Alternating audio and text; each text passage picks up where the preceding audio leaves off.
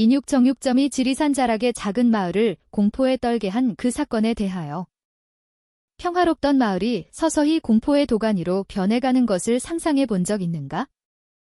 2022년 장엄한 지리산 국립공원 끝자락에 자리한 경상남도 산청군 시천면의 작은 마을 노고리가 바로 그 무대였다. 그곳은 마치 푸른 숲과 굽이치는 계곡 뒤에 숨겨진 작은 천국과도 같았다. 눈이 닿는 곳까지 황금빛 논이 펼쳐져 있었고 지리산 정상에서 불어오는 시원한 바람은 주민들의 땀을 식혀주었다. 매일 아침이면 어김없이 닭 울음소리가 서로를 깨우며 하루의 시작을 알렸다. 소박하지만 끈끈한 정으로 맺어진 삶, 오랫동안 두레와 품안이라는 공동체 문화를 이어온 마을 사람들의 자부심이었다. 새벽동이 특이 무섭게 오일장이 서는 장터로 향하는 오솔길은 언제나 활기찼다. 어머니들은 손에 대나무 바구니를 들었고 아버지들은 텃밭에서 갓 수확한 채소를 실은 자전거를 끌었다. 아이들은 맨발로 흙길을 뛰어다니며 까르르 웃음꽃을 피웠다. 노고리 5일장은 마을의 심장이었다. 사람들이 만나 서로의 이야기를 나누고 가족의 안부를 묻는 소통의 공간이었다. 장터에 들어서면 물건을 흥정하는 상인들의 외침과 싱싱한 채소의 풋내, 구수한 된장과 알싸한 고추장 냄새, 짭짤한 젓갈과 갓 잡은 생선의 비린내가 한데 뒤섞여 누구든 정겨움에 취하게 만드는 특유의 분위기를 자아냈다. 그 익숙한 얼굴들 사이에 박순자 할머니가 있었다. 쉰을 훌쩍 넘긴 나이, 평생의 고된 노동으로 등이 약간 굽었지만 그 눈빛만은 언제나 샛별처럼 빛났다. 그녀는 거의 매일 아침 대나무 바구니를 들고 장에 나와 작은 가족을 위한 식료품을 샀다. 남편은 읍내 공사장에서 막노동을 했고 외아들 민주는 이제 막 고등학교 3학년이 되어 있었다. 순자 할머니에게 시장은 단순히 물건을 사는 곳이 아니었다. 이웃과 인사를 나누고 함께 웃고 기쁜 소식과 슬픈 소식을 공유하는 삶의 일부였다. 사람들과 부대끼며 사는 것이야말로 무거운 마음을 가볍게 만드는 약이라고 그녀는 믿었다. 그날은 2022년 7월 초, 유난히 맑은 날이었다. 지리산 능선 너머로 해가 천천히 떠오르며 따스한 햇살을 대나무 지붕 위로 쏟아냈다. 그러나 평화로운 일상 이면에는 일부 주민들을 늘 불안하게 만드는 무언가가 있었다. 지리산 깊은 골짜기는 예로부터 영험하지만 동시에 두려운 곳으로 여겨졌다. 숱한 전설과 설화가 할머니의 할머니로부터 손주의 손주에게로 이어져 내려왔다. 흔적도 없이 사라진 사람들의 이야기, 깊은 밤에만 들려온다는 여인의 흐느낌 소리. 누군가는 그것을 굳게 믿었고 누군가는 그저 아이들을 겁주기 위한 옛날 이야기일 뿐이라고 치부했다. 순자 할머니는 그런 이야기에 신경 쓸 겨를이 없었다. 그녀의 머릿속은 오직 저녁에 끓일 구수한 달곰탕 생각으로 가득했다. 그녀의 발걸음은 45살쯤 되어 보이는 정육점 주인 김 사장의 가게 앞에서 멈췄다. 김 사장은 인심 좋기로 소문난 사람이었다. 단골에게는 덤을 얹어주기 일쑤였고 그의 가게 고기는 다른 곳보다 값이 저렴해 마을 안악들의 발길이 끊이지 않았다. 그날 아침도 예외는 아니어서 몇몇 사람들이 이미 줄을 서 있었다. 멀리서 볼 때 커다란 나무 도마 위에 진열된 붉은 살코기 덩어리들은 여느 때와 다를 바 없어 보였다. 하지만 아침 햇살이 도마 위를 비추는 순간 순자 할머니는 무언가 이상한 낌새를 느꼈다. 고기의 결이 이상하리만치 부드러워 보였다. 지방은 병든 사람의 얼굴처럼 창백했고 전체적인 질감이 섬뜩할 정도로 기묘했다. 그녀는 몸을 숙여 고기를 더 자세히 들여다보았다. 미간이 좁혀지고 입술이 파르르 떨리더니 나지막한 속삭임이 새어나왔다. 어째서 이 고기가 사람 살처럼 보일까? 순간 순자 할머니는 숨을 멈췄다. 손에 들고 있던 바구니를 놓칠 뻔했다. 함께 줄을 서 있던 한 젊은 청년이 호기심에 그녀를 따라 고개를 숙여 도마 위를 살폈다. 그의 얼굴이 순식간에 새하얗게 질리더니 떨리는 목소리로 비명을 질렀다. 세상에, 저건 사람 손가락이잖아. 몇 초 만에 시끌벅적하던 시장은 아수라장으로 변했다. 공포에 질린 비명이 폭발하듯 터져나왔다. 사람들은 서로를 밀치며 달아나기 시작했다. 누군가는 장바구니를 떨어뜨렸고 심지어 혼란 속에서 넘어져 밟히는 사람도 있었다. 비릿하고 역한 피 냄새가 공기 중에 진동하며 몇몇은 그 자리에서 구토를 했다. 정육점 주인 김 사장은 도마 뒤에 못 박힌 듯 서 있었다. 그의 얼굴은 잿빛이었고 식은땀이 비 오듯 흘러내렸다.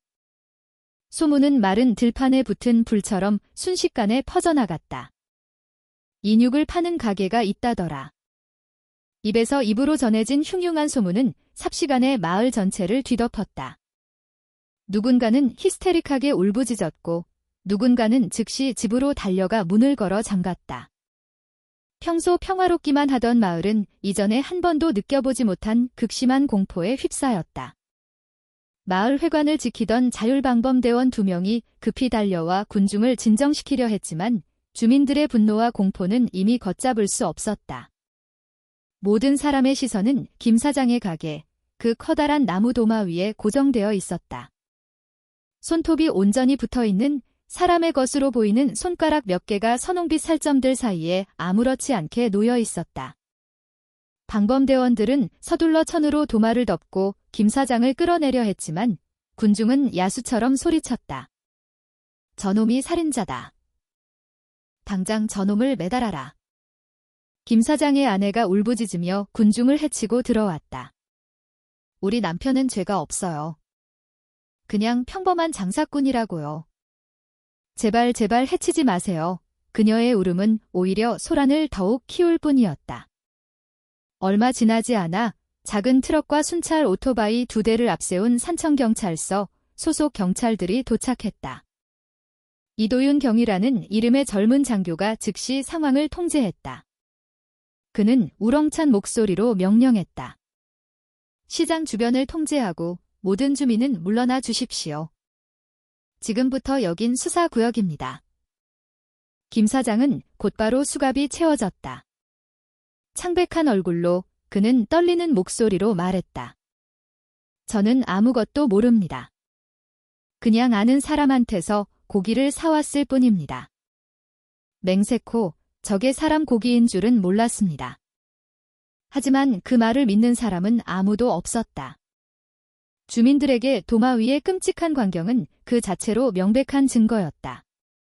몇몇 젊은이들이 김 사장에게 달려들려 하자 경찰이 공중에 경고 사격을 가했다. 그제야 군중은 마지못해 흩어지기 시작했지만 공포의 찬 속삭임은 멈추지 않았다.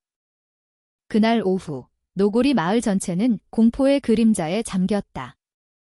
아이들은 집 밖으로 나가는 것이 금지되었고 어머니들은 문을 굳게 걸어 잠갔다. 남자들은 동네 정자에 모여 최악의 가능성에 대해 이야기했다. 이거 장기매매 조직의 소행 아닐까? 한 노인이 담배를 깊게 빨아들이며 물었다. 아니야, 이건 지리산 귀신들의 짓이야. 다른 이가 대답했다. 거기서 실종된 사람이 한둘이 아니지 않나? 지리산이라는 이름이 다시 한번 마을을 뒤흔들었다. 일제강점기 때 실종된 군인들에 대한 이야기, 사람을 홀린다는 도깨비 이야기. 잊혔던 모든 괴담이 되살아나 주민들의 공포를 증폭시켰다. 사건이 터진 첫날 밤, 노고리 마을은 이전과 완전히 다른 모습이었다. 집집마다 늦게까지 불이 꺼지지 않았고 문은 굳게 잠겨 있었다. 멀리서 들려오는 개 짖는 소리마저 처절하게 들렸다. 마치 온 마을이 보이지 않는 무언가를 기다리며 숨을 죽이고 있는 듯했다. 순자 할머니는 밤새 한숨도 잘 수 없었다고 고백했다. 정육점 도마 위에서 보았던 사람의 손가락이 눈을 감아도 아른거렸다. 그녀는 불안하게 뒤척이며 잠든 아들 민준의 얼굴을 바라보았다. 마음속 깊은 곳에서부터 차가운 불안감이 스며들었다. 한편 경찰서 취조실에서 이도윤 경위는 수갑을 찬 채 고개를 숙이고 있는 김 사장을 응시하고 있었다. 도윤은 애써 태어난 척했지만 그의 마음속에도 설명하기 어려운 불안감이 소용돌이치고 있었다. 도마 위에 있던 그 손가락들이 마치 자신을 노려보는 것만 같았다.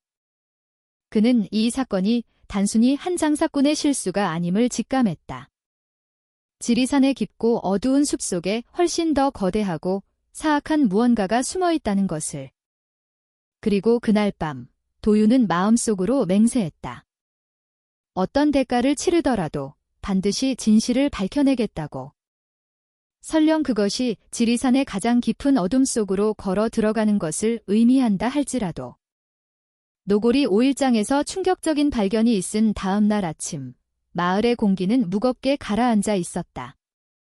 해는 막 떠올랐지만 느껴지는 공기는 뼛속까지 파고드는 냉기였다. 평소 아이들의 웃음소리로 가득했을 골목길은 텅 비어 있었다. 안악들은 어두운 얼굴로 마당을 쓸었고 남자들은 집 툇마루에 서서 불안한 눈빛으로 지리산 방향을 응시했다. 산청경찰서 마당에는 작은 트럭 한 대가 주차되어 있었다. 방탄조끼와 헤드랜턴으로 무장한 경찰 6명이 수색견과 함께 대기하고 있었다. 젊은 이도윤 경위가 그들 앞에 서서 심각한 표정으로 지도를 내려다보고 있었다. 그의 옆에서 수사를 지휘하는 최진혁 경감이 짧게 브리핑을 했다. 남쪽 능선을 따라 진입한다. 김 사장의 진술에 따르면 그는 항상 작은 개울 근처 숲 가장자리에서 고기를 건네받았다고 했다. 우리의 목표는 모든 흔적, 증거, 혹은 의심스러운 활동의 징후를 찾는 것이다. 명심해, 경솔하게 행동하지 마라. 한 젊은 경찰이 주저하며 손을 들었다. 경감님, 주민들 말로는 그 숲에 도깨비나 헛것이 나온다고 합니다. 그런 것에 대해서도 경계해야 하지 않겠습니까? 최 경감은 부하를 깊은 눈으로 바라보았다. 우리는 경찰이다. 우리의 임무는 인간을 상대하는 것이지. 하지만 나도 눈을 감고 있지는 않아. 공포는 총알보다 더 위험할 수 있다. 그러니 항상 경계심을 잃지 마라. 팀은 즉시 움직였다. 트럭은 지리산 초입에서 멈췄고 이후로는 도보로 이동했다. 아침 햇살은 빽빽한 나뭇잎에 가려져 숲내부는 어둡고 습했다. 질퍽한 땅, 발밑에서 부서지는 나뭇가지 소리, 젖은 흙냄새와 차가운 바람이 뒤섞여 음산한 분위기를 더했다. 도윤은 수색견과 함께 선두에 섰다. 바람이 불 때마다 소름이 돋았다. 마치 나무 뒤에서 누군가의 눈이 자신들을 지켜보는 듯한 기분이었다. 하지만 그는 2년 전 이 산자락에서 실종된 약혼녀 서연아의 얼굴을 떠올리며 두려움을 억눌렀다. 도윤은 마음속으로 다짐했다. 만약 연아의 실종과 이 사건 사이에 연관성이 있다면 진실을 찾기 전까지 결코 멈추지 않겠다고. 거의 1km를 이동했을 때 수색견이 격렬하게 짖기 시작했다. 팀은 멈춰 섰고 도윤은 손전등으로 땅을 비췄다. 마른 잎사귀들 사이로 희미한 갈색 얼룩이 보였다.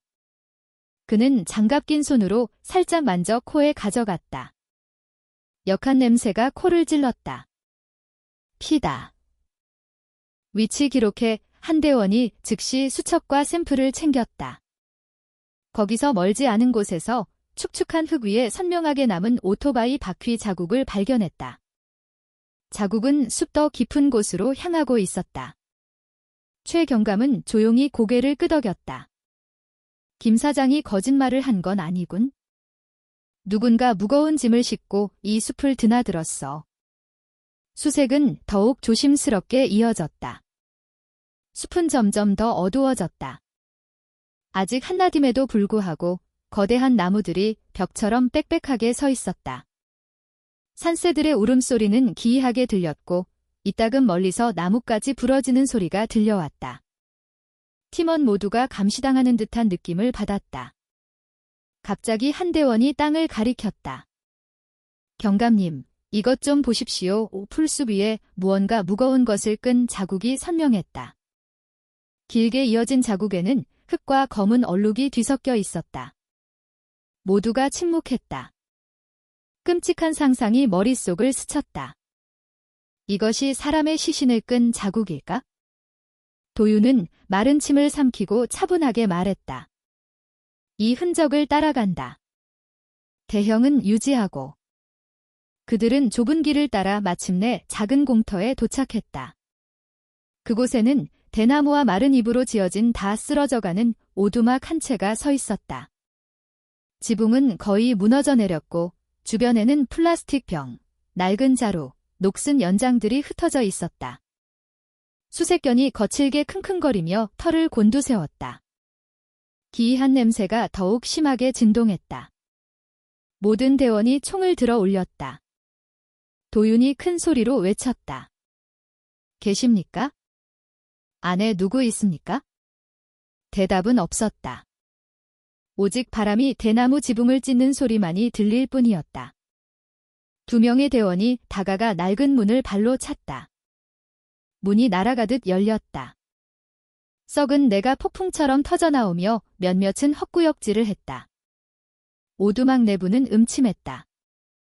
검은 얼룩이 밴 녹슨 칼이 꽂혀있는 작은 나무 탁자가 있었다. 구석에는 커다란 자루 몇 개가 놓여 있었다. 그중 하나는 찢어져 있었는데 마른 핏자국이 묻은 여성의 옷까지 조각이 보였다. 최 경감은 주먹을 불끈 쥐었다. 세상에, 여긴 단순한 은신처가 아니야.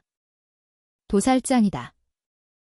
도윤은 다른 구석으로 발걸음을 옮겼다. 그의 눈에 낡은 노트 한 권이 들어왔다. 페이지는 손으로 쓴 글씨로 가득했다. 일부는 읽기 어려운 흘림체였지만 이름, 나이, 날짜가 명확하게 적힌 목록이 있었다. 그중 3명은 최근 몇 달간 노고리에서 실종된 사람들의 정보와 일치했다. 그리고 한 이름이 도윤의 심장을 멎게 만들었다. 서연아, 24세. 도윤의 눈앞이 아찔해지고 숨이 멎었다. 세상이 무너져 내리는 것 같았다. 최 경감이 걱정스러운 얼굴로 그를 바라보았다. 도윤아, 정신 차려야 해. 힘든 건 알지만 바로 그렇기 때문에 우린 이놈을 잡아야만 해. 그들이 더 이야기할 틈도 없이 멀리서 희미한 목소리가 들려왔다. 살려주세요, 살려주세요. 모두가 숨을 죽였다. 목소리는 분명 연약하고 쉰 여성의 목소리였다. 도윤이 신호를 보냈다. 팀은 소리가 나는 방향으로 신속하게 움직였다. 덤불을 헤치고 나아가자 나뭇가지로 덮인 얕은 흙구덩이를 발견했다. 조심스럽게 나뭇가지를 걷어내자 그 안에는 한 젊은 여성이 꽁꽁 묶여 있었다. 입에는 천이 물려 있었고 몸은 온통 멍투성이었다. 묶인 것을 풀어주자마자 그녀는 경찰의 품에 안겨 그대로 정신을 잃었다. 유나입니다. 23살, 지난달에 실종 신고된 노고리 주민입니다. 한 경찰이 잠긴 목소리로 말했다. 도윤은 나지막이 속삭였다. 우리가 제대로 찾아왔어. 우리가 찾는 놈은 이 근처에 있다. 그들은 즉시 유나를 숲 밖으로 이송했다. 그러나 떠나기 전 도윤은 높이 솟은 어두운 나무들을 향해 고개를 돌렸다. 기이한 감각이 그를 감쌌다. 그는 확신했다. 저 어둠 너머에서 한 쌍의 눈이 그들을 지켜보고 있다는 것을. 나타날 절호의 순간을 기다리면서. 그날 밤 모두가 깨달았다. 사냥은 이제 막 시작되었을 뿐이라는 것을. 유나를 구출한 후 노고리 마을의 분위기는 더욱 무겁게 가라앉았다. 끔찍한 상태로 발견된 소녀의 소식은 주민들에게 지리산 숲속에 어두운 존재가 숨어있다는 믿음을 확신으로 바꾸어 놓았다. 아이들은 집 밖으로 나가는 것이 금지되었고 어머니들은 문을 굳게 걸어 잠갔다. 남자들은 동네 정자에 모여 침울한 얼굴로 담배만 태웠다. 경찰서 취조실, 김 사장은 수갑을 찬 채 의자에 앉아 있었다. 그의 얼굴은 창백했고 관자놀이에서 식은 땀이 흘러내렸다. 아침부터 그는 고개를 숙인 채 가끔 질문을 받을 때만 얼굴을 들었다.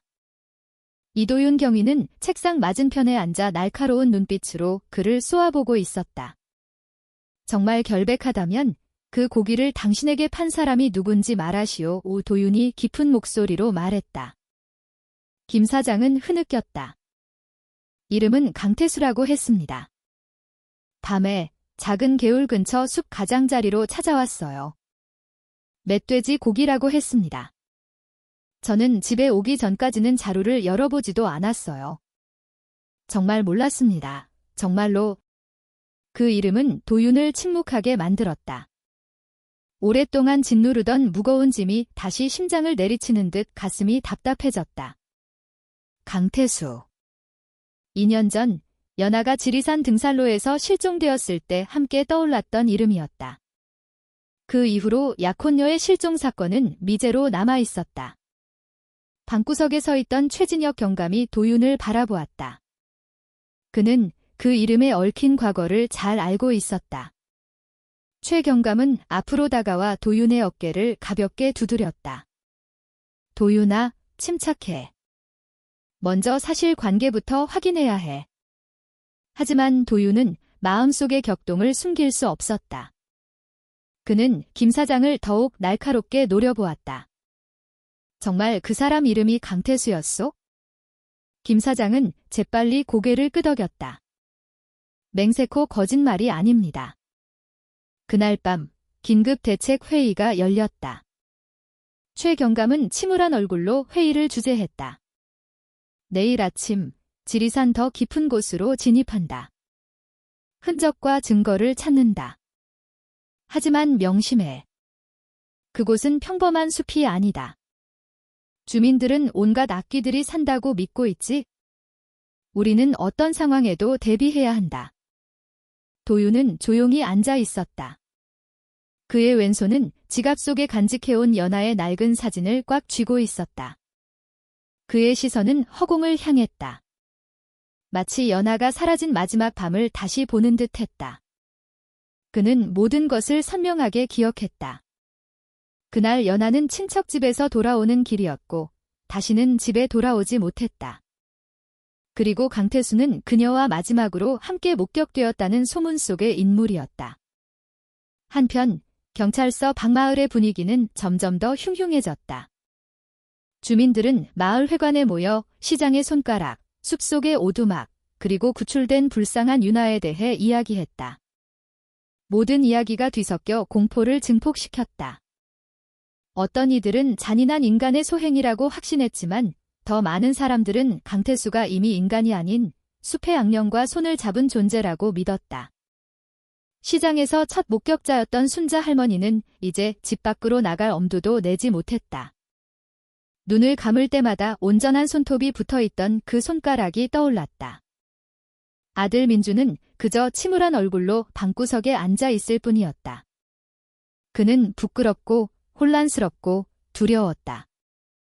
학교 친구들이 아버지가 끔찍한 사건에 연루되었다고 자신을 피할 것이 분명했다. 이장 댁에서는 이장님이 몰려드는 주민들을 진정시키려 애썼다. 그의 목소리는 단호했지만 그 안에는 망설임이 가득했다. 모든 건 경찰에 맡겨야 합니다. 우리가 함부로 행동해서는 안 됩니다. 하지만 일부 주민들은 여전히 불안해했다. 그들은 경찰이 마을을 노리는 초자연적인 힘을 이겨낼 수 없을 것이라고 믿었다. 밤이 빠르게 내렸다. 산에서 불어오는 바람은 기이한 소리를 실어날랐다. 마치 알아들을 수 없는 희미한 속삭임처럼. 집집마다 불이 환하게 켜지고 문은 굳게 잠겼다. 마을 구석의 작은 절에서 들려오는 독경 소리가 노골이 전체에 울려 퍼졌다. 경찰서의 좁은 숙직실에서 도윤은 생각에 잠겨 있었다.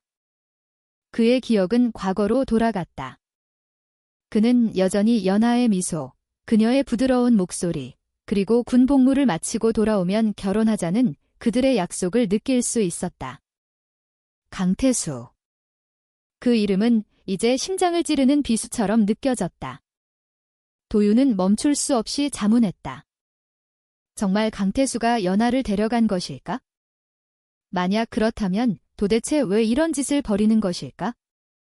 최 경감이 방으로 들어와 의욕을 잃은 듯한 도윤을 바라보았다. 도윤아, 이 사건에 너무 깊이 빠지면 안 돼. 다른 놈들의 계략에 휘말릴 수 있다고. 우리가 방심하면 이 마을은 걷잡을 수 없는 혼란에 빠질 거다. 도윤은 천천히 고개를 끄덕였다. 마음은 여전히 불안했지만 그는 알고 있었다. 내일부터 내딛는 모든 걸음은 단순히 경찰로서의 임무가 아니라 잃어버린 사랑에 대한 진실을 찾는 개인적인 여정이 될 것이라는 것을. 그리고 지리산의 어두운 숲 너머 다 쓰러져가는 오두막이든 어느 좁은 오솔길이든 한 쌍의 눈이 그들을 지켜보고 있을지도 몰랐다. 이제는 단순한 용의자가 아니라 오래된 상처를 들쑤시는 과거의 그림자가 되어버린 강태수라는 존재가. 그날 밤 노고리 마을은 잠들지 못했다. 모두가 더 큰 폭풍이 곧 닥쳐올 것을 예감하고 있었다. 노고리의 밤은 더디게 흘러갔다. 마치 시간이 움직이기를 거부하는 듯했다. 집집마다 불은 환하게 켜져 있었지만 공포는 그 빛이 온기를 주지 못하게 만들었다. 밤의 정적을 채우던 귀뚜라미 소리와 바람 소리는 이제 섬뜩하게만 들렸다. 나뭇가지 하나만 부러져도 사람들은 공포에 질려 움찔했다. 마을 회관에는 집에 돌아갈 용기를 내지 못한 사람들이 모여 있었다. 어떤 이는 돗자리를 가져왔고 어떤 이는 그저 대나무 벽에 등을 기댄 채 앉아 있었다.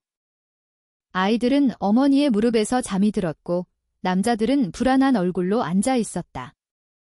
담배가 연이어 타들어갔다. 그들은 이야기를 나누고 추측을 늘어놓으며 스스로를 진정시키려 애썼다. 하지만 결국 모든 이야기는 마을 전체에 메아리치는 한 이름으로 귀결되었다. 듣기만 해도 소름이 돋는 이름, 강태수. 몇몇 주민들은 숲 가장자리에서 낡은 비옷을 입은 키 크고 마른 형체를 본 적이 있다고 맹세했다. 어떤 이는 그의 눈이 붉게 빛났다고 했고 어떤 이는 멀리서 그의 웃음소리를 들었다고 주장했다. 밤이 깊어질수록 기이한 이야기는 늘어났고 강태수가 더 이상 인간이 아니라고 믿는 사람들도 많아졌다. 한편 경찰서에서 이도윤 경위는 이제 텅 빈 취조실에 홀로 앉아 있었다. 그의 왼손은 2년 전 실종된 약혼녀 연아의 사진을 꽉 쥐고 있었다. 시선은 공허했지만 눈은 붉게 충혈되어 있었다. 강태수라는 이름은 아물지 않은 오래된 상처를 다시 헤집는 듯했다. 도윤은 연아와 함께한 마지막 날을 떠올렸다. 그날 오후 그들은 논둑에 앉아 주황빛으로 물드는 저녁 하늘을 바라보았다. 연아는 결혼하면 도윤과 함께 작은 집을 짓고 싶다고 말하며 미소 지었다. 그 미소는 아직도 기억 속에 선명했다. 연아가 사라지면서 함께 사라져버린 그 미소가. 그때부터 도윤은 필사적으로 그녀를 찾아 헤맸다. 하지만 모든 흔적은 지리산으로 향하는 길목에서 끊겼다. 그리고 이 제2년 만에 강태수라는 이름이 다시 나타났다. 김 사장이 말한 이름, 낡은 오두막의 노트에 적혀있던 이름. 연아의 이름 바로 옆에. 최진혁 경감이 방으로 들어와 걱정스러운 눈빛으로 도윤을 바라보았다. 감정에 휩쓸리면 안 돼. 냉정하게 생각해야 해. 도윤은 긴 한숨을 내쉬었다. 외면할 수가 없습니다. 경감님. 나타나는 모든 증거가 강태수를 가리키고 있습니다. 만약 정말 연아가 그놈 손에 있다면 전 가만히 있을 수 없습니다. 최 경감은 그의 어깨를 두드렸다. 바로 그렇기 때문에 우리가 더 조심해야 하는 거야. 우린 지금 범죄자뿐만 아니라 마을 전체의 공포와도 싸우고 있는 거니까. 마을 주민들의 집에서는 상황이 더욱 심각했다. 순자 할머니는 불안하게 잠든 아들 민준을 껴안고 앉아 있었다. 그녀의 눈은 퀭했고 생각은 계속해서 시장에서 처음 사람의 손가락을 보았던 그 아침으로 돌아갔다. 그날 이후 그녀의 삶은 이전과 같지 않았다. 그녀는 아들과 남편이 위험에서 벗어나게 해달라고 기도하며 속삭였다. 이장댁에서 이장님은 몇몇 마을 어른들과 대책을 논의하고 있었다. 이 공포가 계속된다면 어떻게 해야 할지? 어떤 이는 대규모 야경을 제안했고 어떤 이는 이웃마을로 피난 가기를 원했지만 어려운 결정은 쉽게 내려지지 않았다. 그날 밤 개 짖는 소리가 유난히 처절하게 울려 퍼졌다. 몇몇 주민들이 창문 너머로 엿보았다. 그저 야생동물이기만을 바랐지만 소문은 곧 퍼져나갔다. 어떤 이는 마을 길가에 서 있는 키 큰 그림자를 보았다고 했고, 어떤 이는 논 근처에서 소름 끼치는 웃음소리를 들었다고 맹세했다. 마을 회관에서는 해민 스님이라는 젊은 승려가 주민들을 진정시키려 애썼다. 두려움이 우리 마음을 지배하게 해서는 안 됩니다. 무슨 일이 일어나든 우리가 신념을 잃을 때 인간은 비로소 힘을 잃는다는 것을 기억해야 합니다. 그의 말은 부드러웠지만 그 말을 듣는 사람들의 얼굴에는 여전히 두려움이 서려 있었다. 경찰서에 남아있던 도윤은 마침내 자리에서 일어났다. 그는 오늘 밤 잠들 수 없으리라는 것을 알았다. 그의 머릿속에는 두 가지만이 존재했다. 첫째, 마을을 지켜야 하는 경찰로서의 책임감. 둘째, 가슴을 태우는 연하에 대한 그리움. 그는 연하가 아직 살아있는지 아니면 이미 희생되었는지 알 수 없었다. 하지만 한 가지는 확실했다. 이 모든 것은 강태수로부터 시작되었고 그를 잡아야만 답을 찾을 수 있다는 것. 최 경감은 결국 그날 밤 숲 가장자리에 소규모 팀을 배치하기로 결정했다. 큰 기대는 하지 않았지만 적어도 경찰의 존재가 주민들에게 약간의 위안을 줄 수는 있을 터였다. 도윤은 자원에서 참여했다. 최 경감은 잠시 망설였지만 도윤의 눈빛은 결의에 차 있었고 최 경감은 그를 막을 수 없다는 것을 알았다. 밤은 깊어지고 옅은 안개가 산비탈에서 내려와 마을길을 뒤덮었다. 멀리서 바람에 흔들리는 대나무 숲소리가 섬뜩하게 들렸다. 아직 깨어있는 주민들은 각자의 가족을 껴안으며 밤이 빨리 지나가기만을 바랄 뿐이었다. 그리고 지리산의 어두운 숲속, 낡은 비옷을 입은 마른 형체가 나무 뒤에 조용히 서 있었다. 그의 눈이 마을을 향해 번뜩였다. 희미한 미소가 그의 입가에 걸렸다. 그는 자신의 이름이 다시 불리고 있다는 것을 알았다. 그리고 그것은 게임이 이제 막 시작되었음을 의미했다. 그날 아침, 노고리 마을은 지리산 비탈에서 내려온 옅은 안개에 휩싸여 있었다. 길은 이슬에 젖어 있었고 바나나 잎에서는 물방울이 떨어졌다.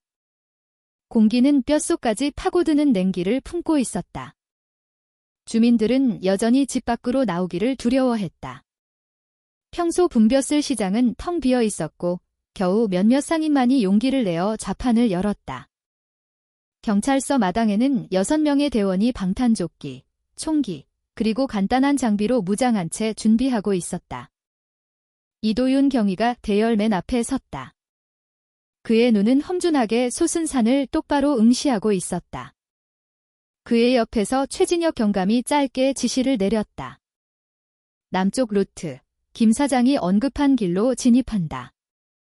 우리의 목표는 증거 수집이다.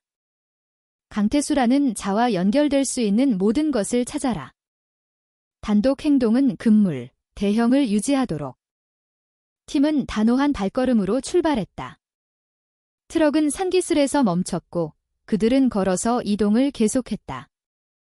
거대한 나무들이 빽빽하게 서 있었고 뿌리들이 땅 위로 얽혀 있었다. 산새 소리가 날카롭게 들렸고 이따금 나뭇가지 부러지는 소리에 모두가 경계하며 고개를 돌렸다. 수색견이 앞장서 걸었다. 가끔 코를 땅에 박고 킁킁거리다가 낮게 짖었다. 도윤은 한 걸음 한 걸음 내디딜 때마다 오랫동안 찾아 헤매던 무언가에 이끌리는 듯한 기분을 느꼈다. 그의 기억은 다시 연하에게로 돌아갔다. 그녀의 미소와 목소리가 마치 바람소리에 섞여 들려오는 듯했다. 거의 1km를 걸었을 때 수색견이 맹렬하게 짖었다. 도윤은 몸을 숙여 땅을 비쳤다. 마른 잎사귀 위에 희미한 핏자국이 있었다. 그는 장갑 낀 손으로 만져보았다. 비릿한 냄새가 코를 찔렀다. 이 피는 아직 신선해. 거기서 멀지 않은 곳에서 축축한 흙을 파고든 오토바이 바퀴 자국을 발견했다. 자국은 분명 숲 더 깊은 곳으로 향하고 있었다. 최 경감은 기록하며 굳은 표정으로 말했다. 누군가 이 숲을 드나들고 있는 게 확실해. 수색은 계속되었고 분위기는 점점 어두워졌다.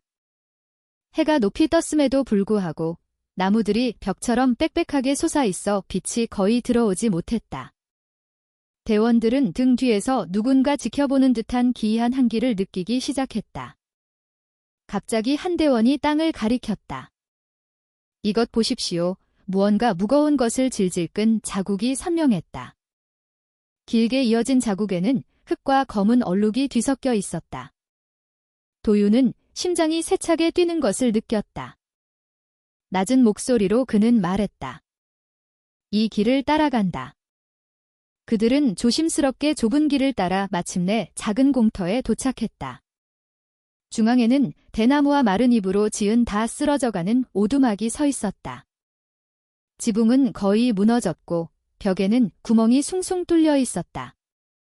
주변에는 플라스틱 병, 낡은 자루, 녹슨 연장들이 널려 있었다. 수색견이 킁킁거리며 털을 곤두세웠다.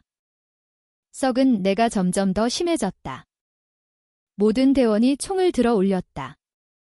도윤은 앞으로 나아가 큰 소리로 외쳤다. 계십니까? 안에 누구 있습니까? 대답은 없었다. 오직 바람이 대나무 지붕을 찢는 소리만이 들릴 뿐이었다. 2명의 대원이 낡은 문을 발로 찼다. 문이 날아가듯 열렸다. 썩은 내가 폭풍처럼 터져나오며 몇몇은 헛구역질을 했다. 오두막 내부는 음침했다. 검은 얼룩이 밴 녹슨 칼이 꽂혀있는 작은 나무 탁자가 있었다. 구석에는 커다란 자루 몇 개가 놓여 있었다. 그중 하나는 찢어져 있었는데 마른 핏자국이 묻은 여성의 옷까지 조각이 보였다. 최경감은 주먹을 불끈 쥐었다. 세상에, 여긴 단순한 은신처가 아니야. 도살장이다. 도윤은 다른 구석을 살폈다. 그의 눈은 반쯤 젖어있는 낡은 노트에 꽂혔다. 그는 조심스럽게 페이지를 넘겼다. 손으로 쓴 글씨가 가득했다. 일부는 흘림체로 쓰여 읽기 어려웠지만 일부는 이름, 나이, 날짜가 적힌 목록이었다. 도윤은 하나씩 훑어보았다. 3명의 이름은 몇 달 전 마을에서 실종된 사람들의 정보와 일치했다. 그리고 그의 눈은 한 이름에 멈췄다. 서연아, 24세. 도윤의 심장이 멎는 것 같았다. 숨이 막혔다. 세상이 그의 눈앞에서 무너져 내리는 듯 했다. 노트를 쥔 손이 심하게 떨렸다.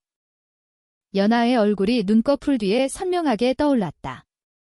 그녀의 웃음소리, 부드러운 미소, 모든 것이 다시 살아났다. 최경감이 창백해진 도윤을 바라보았다. 힘든 건 알지만 정신 차려야 해. 바로 그 이름 때문에 우리는 반드시 강태수를 잡아야만 한다. 도윤은 이를 악물었다. 그의 목소리는 떨렸지만 결의에 차 있었다. 반드시 찾아낼 겁니다. 경감님. 무슨 일이 있어도 반드시 찾아낼 겁니다. 갑자기 멀리서 희미한 목소리가 들려왔다. 약하고 쉰 여자가 도움을 청하는 목소리였다. 모든 대원이 서로를 쳐다보며 숨을 죽였다.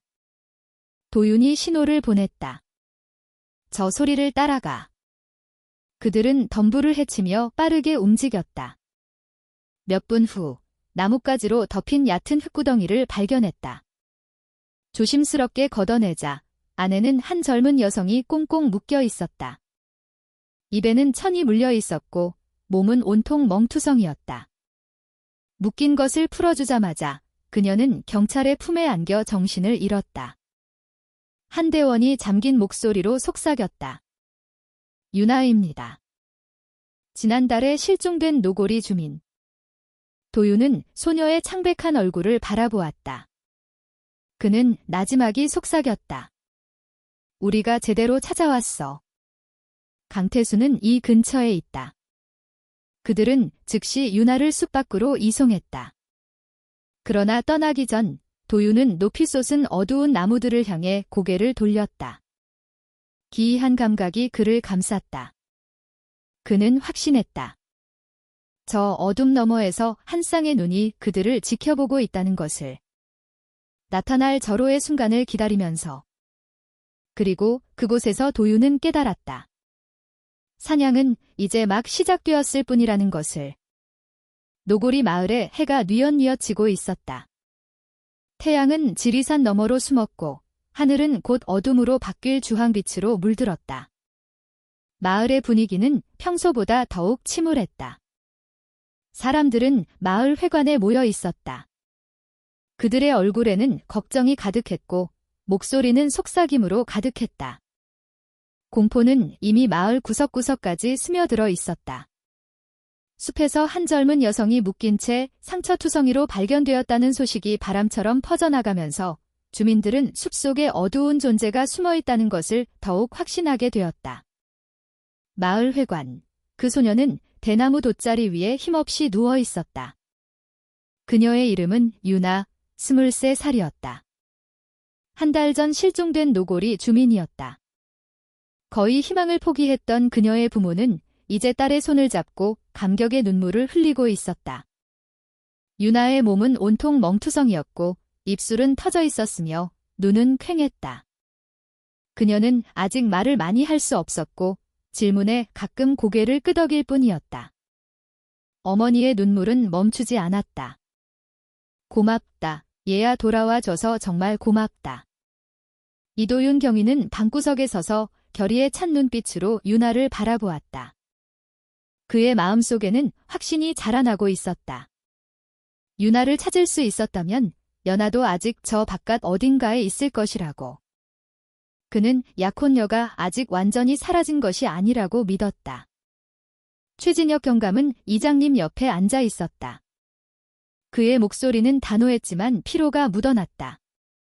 이번 발견은 우리가 단순한 범죄 이상을 다루고 있다는 것을 증명합니다. 강태수는 단순한 암거래상이 아닙니다. 그는 납치범이고 어쩌면 연쇄 살인범일지도 모릅니다. 이장님은 무겁게 한숨을 내쉬었다. 주민들은 이미 겁에 질려 있습니다. 마을의 안전에 대한 믿음을 잃기 시작했어요. 우리가 빨리 조치를 취하지 않으면 이 마을은 텅 비게 될 겁니다. 마을 회관 밖에서는 주민들이 웅성거렸다. 유나가 발견된 것에 감사하는 사람도 있었지만 공포에 질린 사람도 많았다.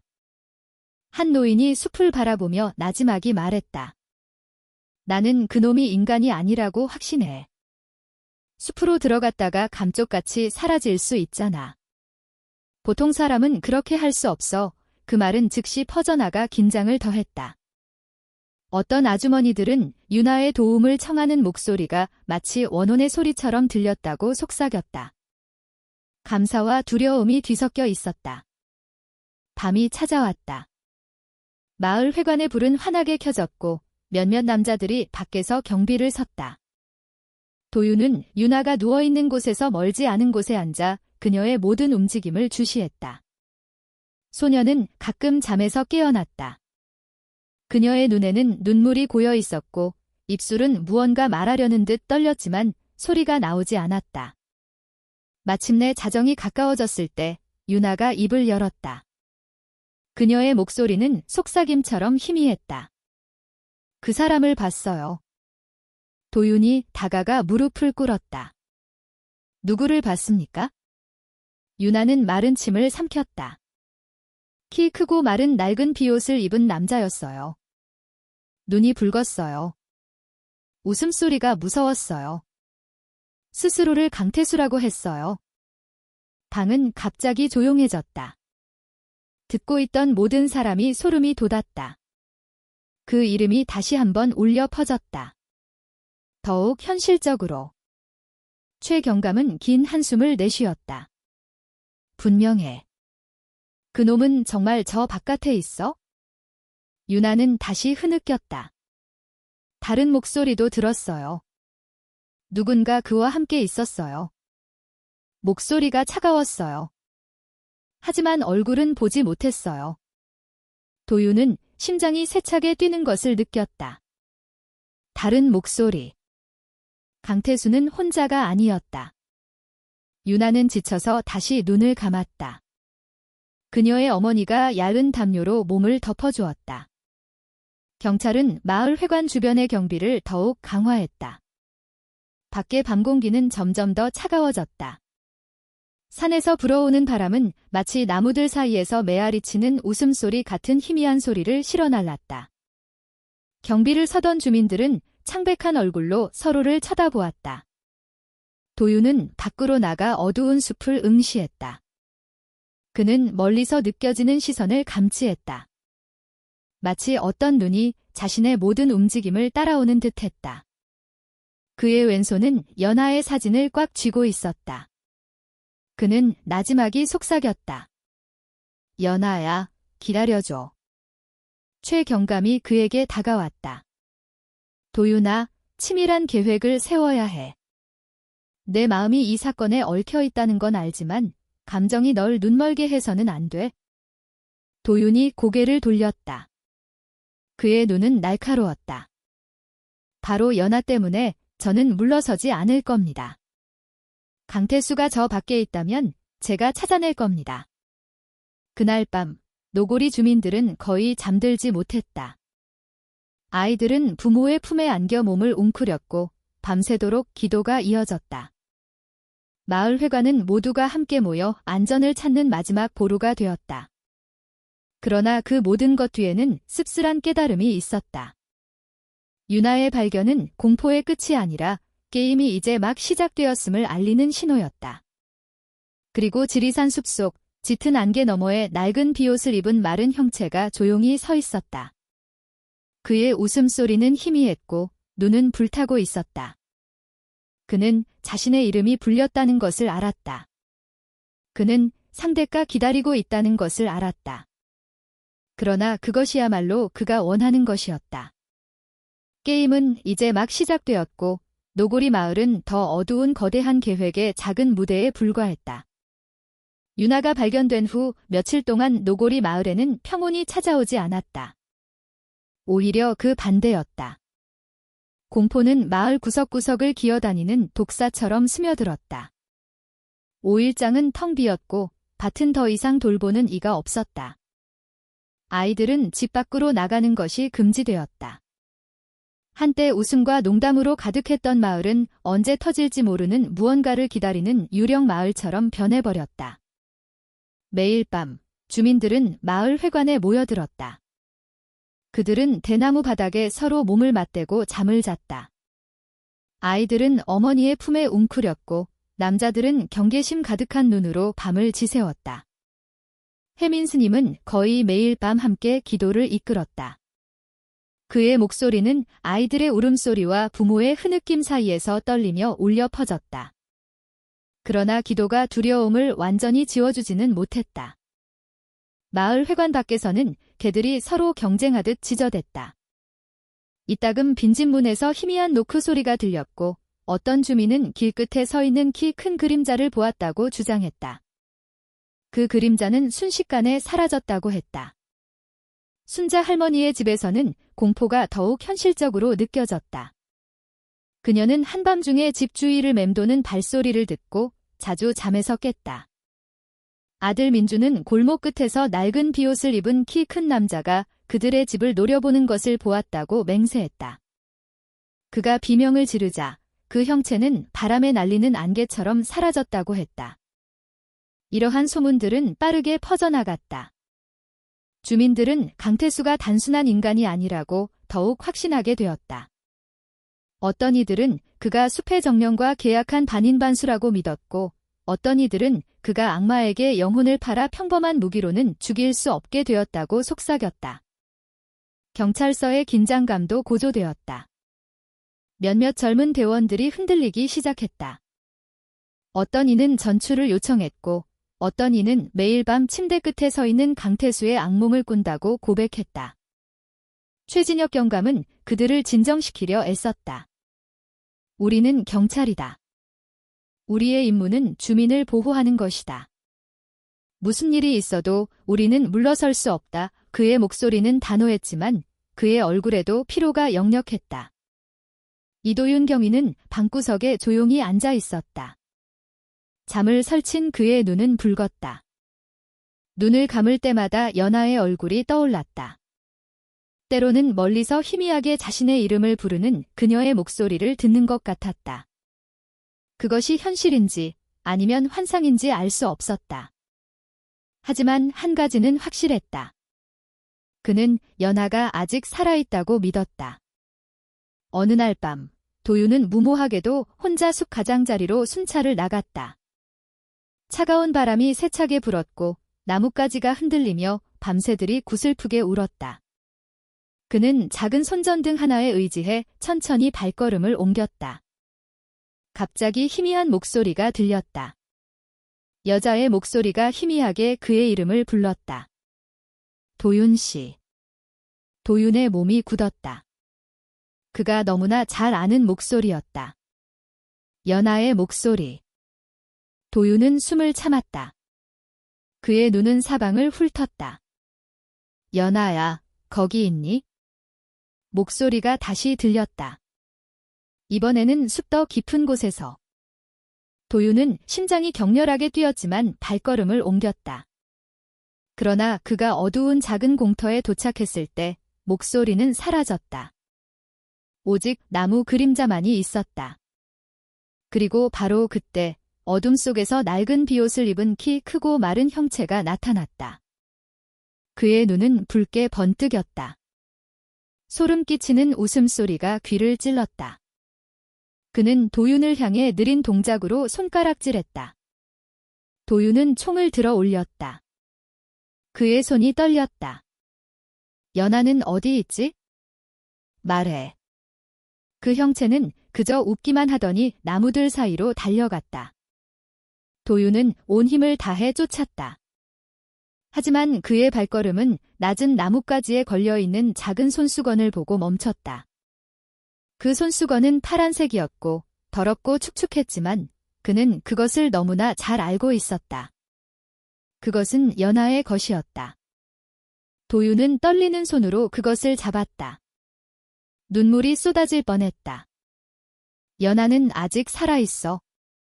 그러나 멀리서 웃음소리가 다시 들려왔다. 길고 소름 끼치며 마치 조롱하는 듯 했다. 도윤은 손수건을 꽉 쥐었다. 그는 한 가지를 알았다. 이 게임은 아직 끝나지 않았다는 것을.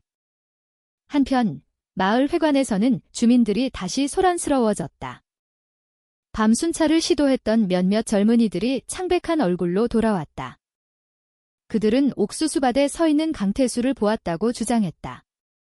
그의 눈은 붉게 빛났고 몸은 말랐으며 목소리는 끔찍했다고 했다.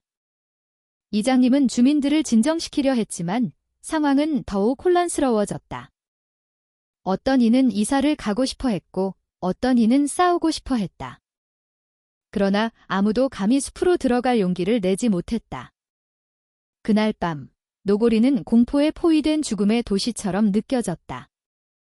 집집마다 불이 켜지고 기도가 울려 퍼졌지만 지옥의 그림자는 바로 바깥에 서서 다시 모습을 드러낼 적절한 때를 기다리고 있었다.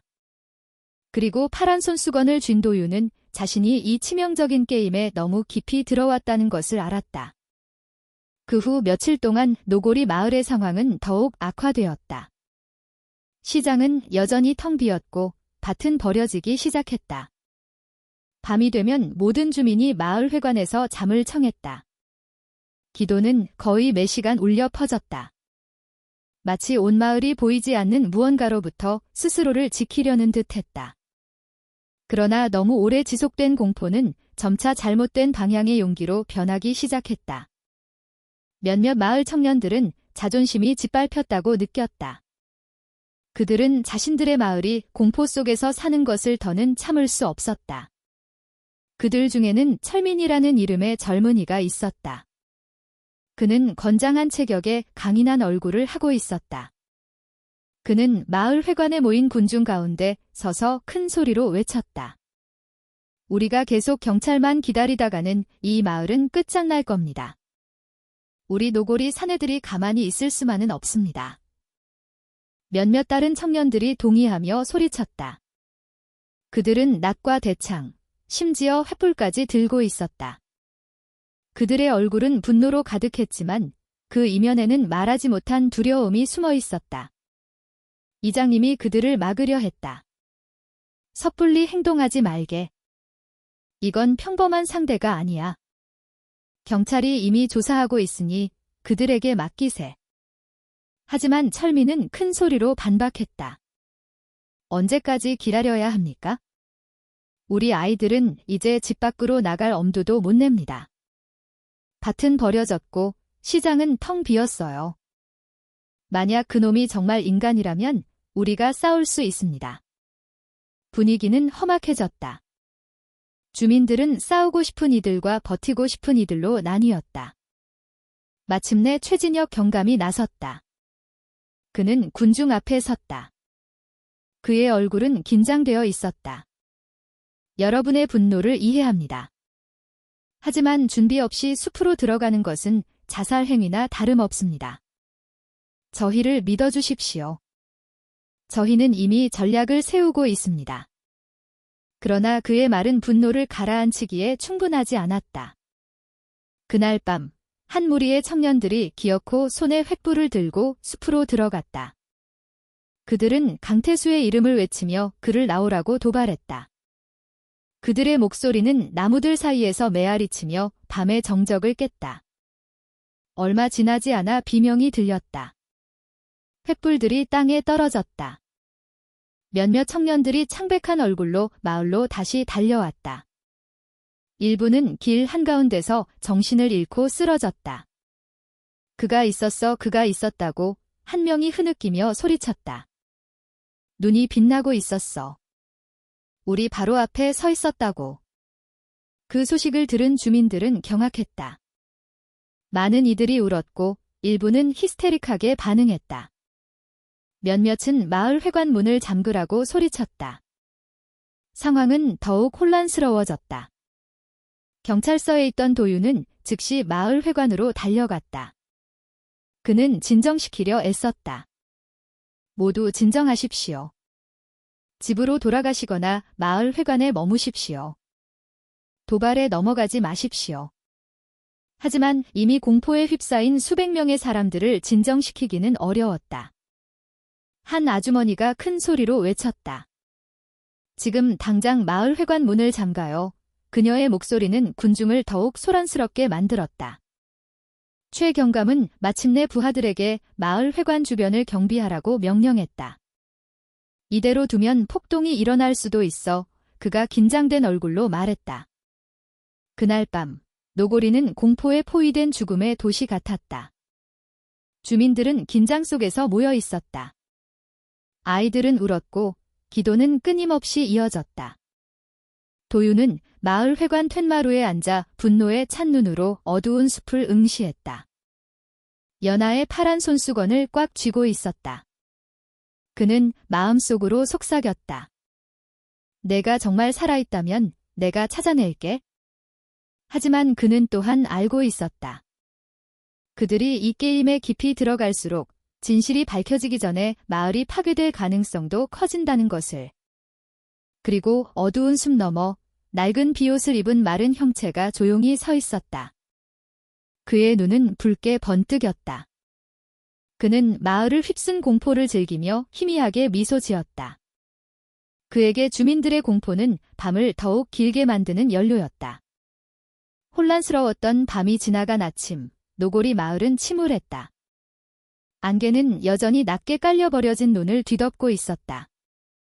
사람들은 지친 얼굴로 걸었고 일부는 이웃 마을로 잠시 피신하기 위해 짐을 쌌다. 마을 회관은 여전히 가득 차 있었다.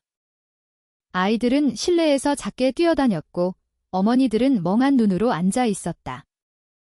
동네 정자에서는 주민들의 대화가 절망감으로 가득 찼다. 한 중년 남자가 낮은 목소리로 말했다. 경찰이 강태수를 잡지 못하면 우리는 이 마을을 떠나야 해. 버티는 건 소용없어. 다른 이가 고개를 저으며 더 큰 소리로 말했다. 모두가 떠나면 누가 집과 밭을 지키겠소? 우리가 이렇게 질 수는 없지. 그 논쟁은 갈라진 주민들의 마음을 반영했다. 싸우고 싶으니, 떠나고 싶으니, 그리고 그저 체념할 수밖에 없는 이들. 한편 경찰서의 분위기도 긴장되기는 마찬가지였다. 몇몇 젊은 대원들이 흔들리기 시작했다. 어떤 이는 전출을 요청했고 어떤 이는 더 이상 밤에 경비를 설 수 없다고 고백했다. 최 경감이 책상을 세게 내리치자 방이 조용해졌다. 그만. 우리는 교활한 적과 마주하고 있는 것이지 귀신이 아니야. 우리의 맹세를 기억해. 우리가 지금 물러서면 누가 주민들을 보호하겠나. 그러나 그의 말은 두려움을 완전히 지우지는 못했다. 책상 끝에 앉아있던 도윤이 마침내 입을 열었다. 그는 자신이 이겼다고 느끼기 전까지는 멈추지 않을 겁니다. 그러니 우리가 그를 은신처 밖으로 끌어내야 합니다. 모든 시선이 도윤에게 쏠렸다. 그는 앞을 똑바로 응시했다. 그의 눈은 붉었지만 결의에 차 있었다. 제가 미끼가 되겠습니다. 그는 저를 도발하고 싶어 합니다. 제가 그를 끌어내겠습니다. 최 경감은 오랫동안 침묵했다. 그는 거의 거절할 뻔했지만 도윤의 시선을 외면할 수 없었다. 좋다. 하지만 우리는 안전거리에서 감시할 것이다. 섣불리 행동하지 마라. 그날 밤 준비가 이루어졌다. 경찰은 숲으로 들어가는 길목에 여러 감시 지점을 설치했다. 도윤은 이전에 기이한 상징이 발견되었던 숲 가장자리에 큰 나무를 향해 혼자 걸어갔다. 그는 작은 손전등, 무전기, 그리고 총만 가지고 있었다. 밤 공기는 뼛속까지 파고드는 냉기를 품고 있었다. 바람은 희미한 속삭임 같은 기이한 소리를 실어날랐다. 도윤은 큰 나무 아래 서서 긁힌 자국으로 가득한 뿌리를 응시했다. 심장이 빠르게 뛰었다. 갑자기 등 뒤에서 조용한 발소리가 들렸다. 도윤은 재빨리 돌아서며 손전등을 비췄다. 아무도 없었다. 오직 바람에 흔들리는 덤불만이 있었다. 강태수, 그가 큰 소리로 외쳤다. 내가 원하는 게 나라면 지금 나와라. 고요했다. 그러나 몇 초 후 소름 끼치는 웃음소리가 이전보다 더 가까이에서 들려왔다. 도윤은 숨을 참았다.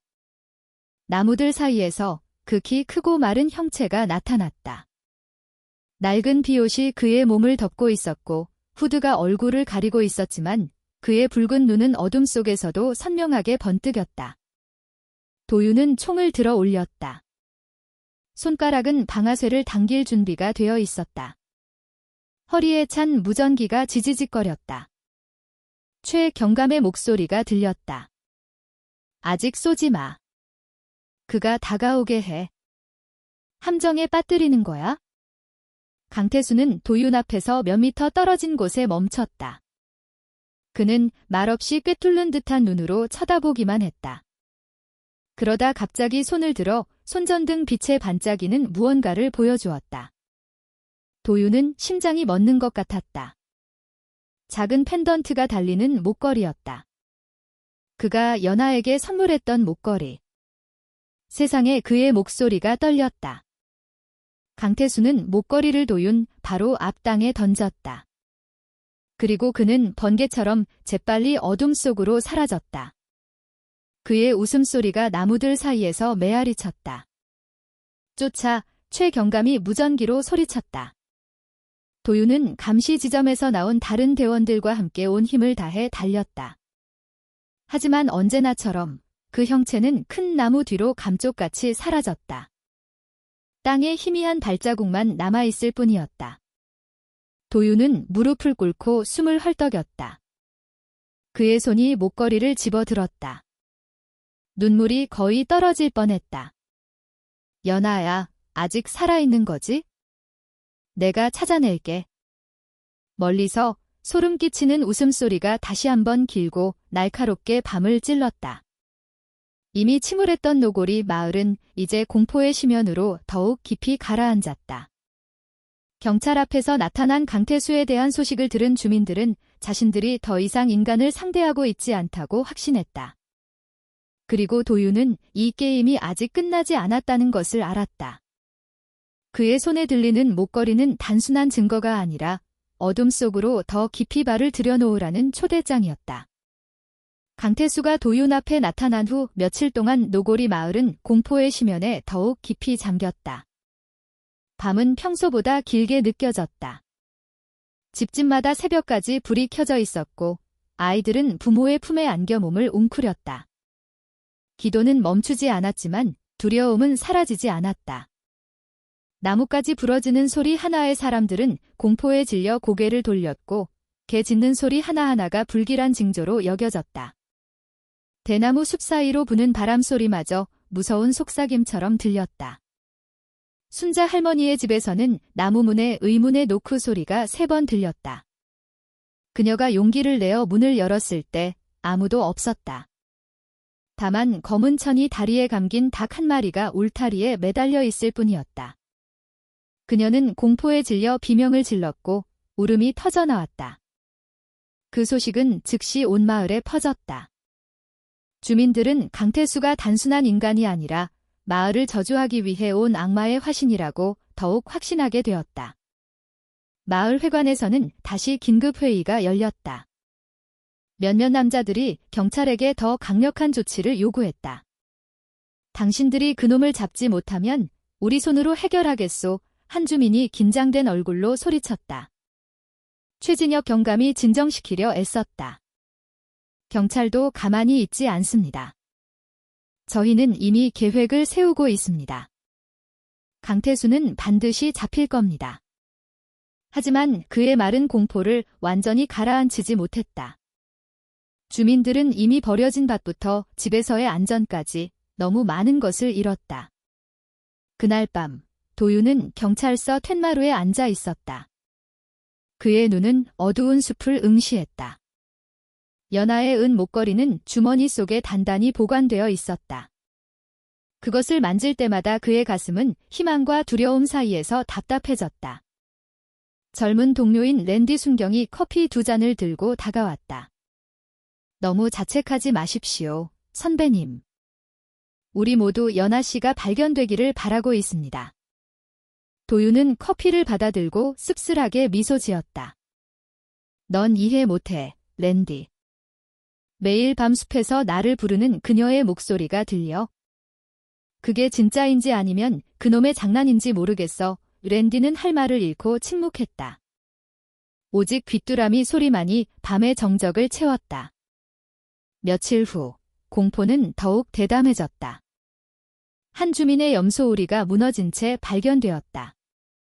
동물들은 흔적도 없이 사라졌고 땅에는 사람 발바닥보다 긴 기이한 큰 발자국만 남아있었다. 주민들은 공황에 빠졌다. 일부는 강태수가 초자연적인 부하들을 거느리고 있다고 믿었다. 그 두려움이 가시기도 전에 마을 일부의 전기가 갑자기 나갔다. 어둠이 모든 것을 삼켰다. 오직 호롱불 빛만이 비추고 있었다. 그리고 그 어둠 속에서 소름 끼치는 웃음소리가 사방에서 메아리쳤다. 아이들은 히스테릭하게 울었고 어른들은 큰 소리로 기도문을 외웠다. 경찰은 마을 회관의 발전기를 돌려 주민들을 진정시키려 했지만 분위기는 여전히 험악했다. 많은 가족이 각자의 집으로 돌아갈 용기를 내지 못하고 마을 회관에서 몸을 맞대고 잠을 잤다. 도윤은 이 모든 공포가 강태수가 주의를 분산시키기 위한 수단일 뿐이라고 더욱 확신하게 되었다. 그는 일부러 마을을 공황 상태로 만들어 자유롭게 움직이려 하고 있었다. 어느 날 밤 모두가 경비에 여념이 없을 때 도윤은 숲방향에서 희미한 소리를 들었다. 여자의 목소리가 희미하게 자신의 이름을 부르는 듯했다. 도윤 씨. 그는 주저없이 발걸음을 옮겨 손에 쥔 작은 손전등으로 덤불을 헤치며 나아갔다. 숨은 가빴고 가슴은 두근거렸다. 작은 개울가에 이르자 소리는 사라졌다. 오직 졸졸 흐르는 물소리와 나무 그림자만이 있었다. 도윤은 숨을 헐떡이며 서서 흔적을 찾으려 애썼다. 그의 눈이 나무 뿌리에 걸린 무언가를 포착했다. 끝에 작은 꽃자수가 놓인 하얀 손수건이었다. 도윤은 떨리는 손으로 그것을 집었다. 눈물이 흘러내렸다. 그는 그 물건을 알아볼 수 있었다.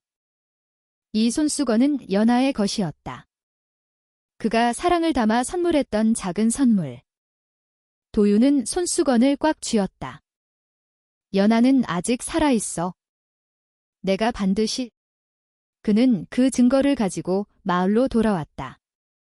최 경감이 그를 보았다. 그의 얼굴이 굳어졌다. 그게 뭔가? 도윤은 더럽고 젖은 손수건을 보여주었다.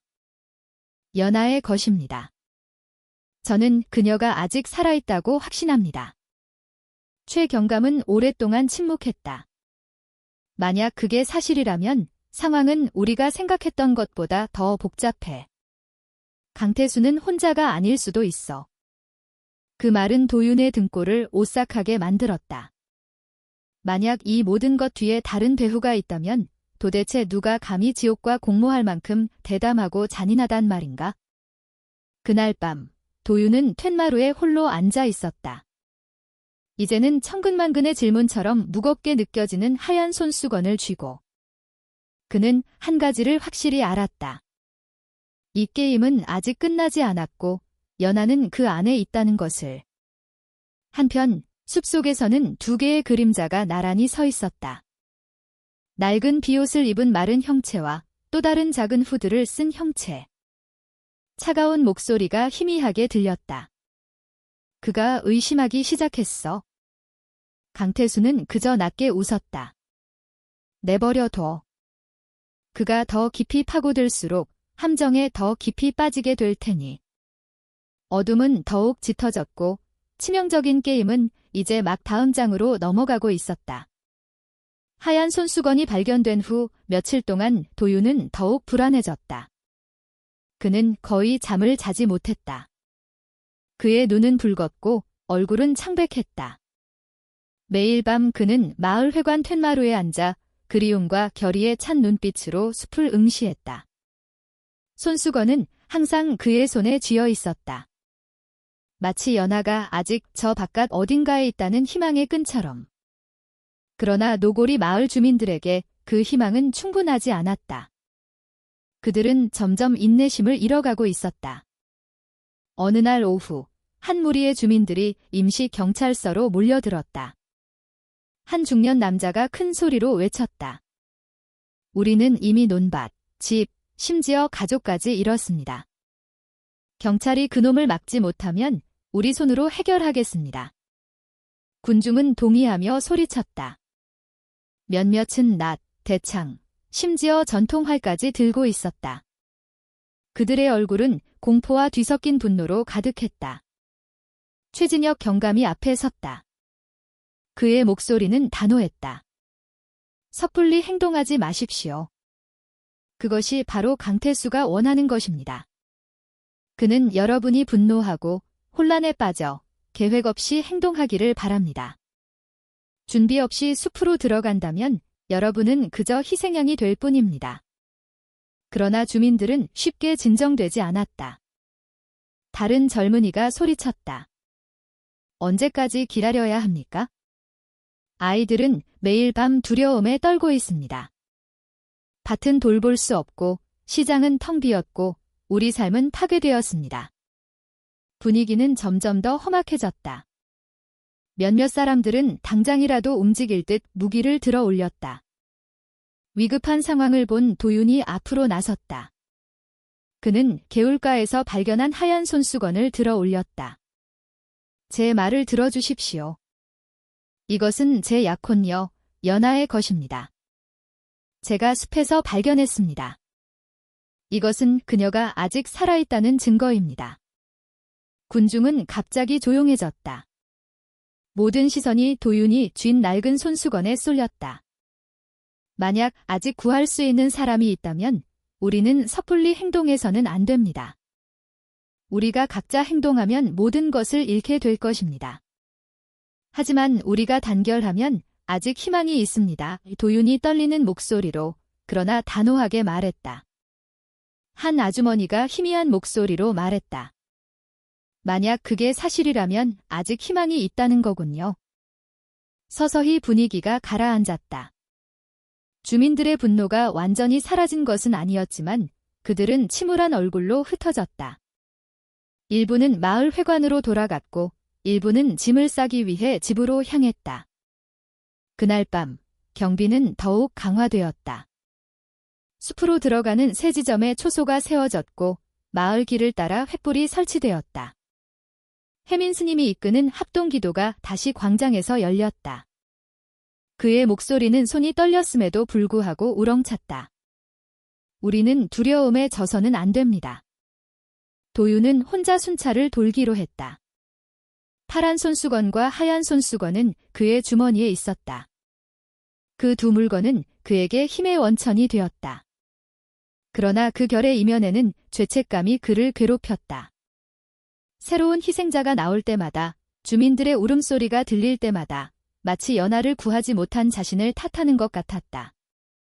경찰서의 분위기도 어둡기는 마찬가지였다. 몇몇 대원들이 사기를 잃기 시작했다. 한 젊은 경찰이 큰 소리로 말했다.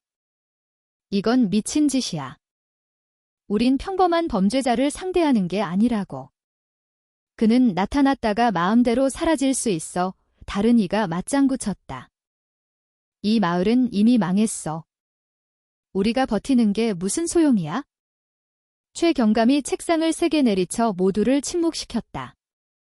우리는 물러설 수 없다. 우리가 떠나면 이 마을은 완전히 그놈의 손에 넘어갈 것이다. 목숨을 걸고 주민을 보호하겠다는 우리의 맹세를 기억해라. 그러나 그의 목소리 톤 자체는 평소보다 더 약하게 들렸다. 그는 부하들의 사기가 꺾였다는 것을 알고 있었다. 아까부터 조용히 있던 도윤이 마침내 일어섰다. 떠나고 싶은 사람은 가도 좋다. 하지만 내가 함께할 거라고는 기대하지 마라. 나는 강태수가 잡히거나 내가 죽을 때까지 버틸 것이다. 방은 조용해졌다. 모든 시선이 도윤을 향했다. 이게 단순한 임무가 아니라는 거 알고 있겠지. 최 경감이 조용히 말했다. 넌 개인적으로 연루되어 있어? 도윤은 주먹을 꽉 쥐었다. 그의 목소리가 떨렸다. 상관없습니다. 연하를 찾기 전까지는 저는 멈추지 않을 겁니다. 그의 마른 방을 침묵하게 만들었다. 어떤 이는 감동했고 어떤 이는 더욱 걱정했다. 그날 밤 일부 주민들이 마을 회관에서 잠을 청하려 할 때 도윤은 다시 툇마루에 앉아 어두운 숲을 응시했다. 밤바람이 기이한 소리를 실어날랐다. 멀리서 마치 조롱하듯 보내는 희미한 웃음소리가 들리는 듯 했다.